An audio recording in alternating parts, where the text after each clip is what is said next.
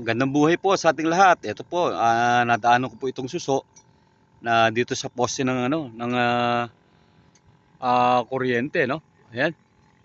So dahil po yung mga nakarang 2 linggo, no? Almost 2 weeks na, lumaki po yung tubig diyan.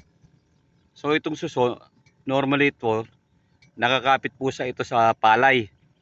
Isa ito sa mga kalaban ng magsasaka, no? Sa palay. Ang ano po lagi nito, nakakapit siya sa palay. Siya yung kumakain ng sustansya ng puno ng palay base sa mga magsasaka. Maging yung bagong silang na palay, minsan nandun sila mismo sa palay na bagong silang, kinakain na yung yung sustansya ng palay. So ang panlaban ng mga magsasaka rito ay yung pang-spray, no, pesticide ang ginagamit nila para mapuksa po ito. Ito pong susunod to, normally hindi po siya yung traditional na suso natin na nasa tubig, nasa ilalim ng tubig o nakapaimbabaw sa tubig, no? Floating, hindi po siya yon.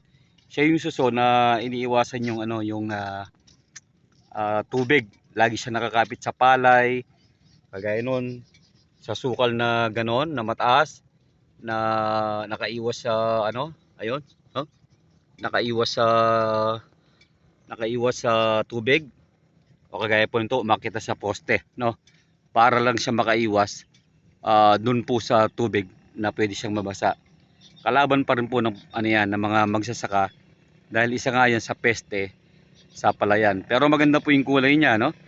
Maganda yung kulay niya, yun nga lang hindi po siya maganda para sa magsasaka natin. Ano po? Muli po, yun po yung isang klase ng variety na suso natin na hindi kinakain. Maganda po siya sa paningin, pero sa magsasaka, isa po yun sa kalaban nila, no? Salamat po sa Diyos at mag-ingat po tayo palagi.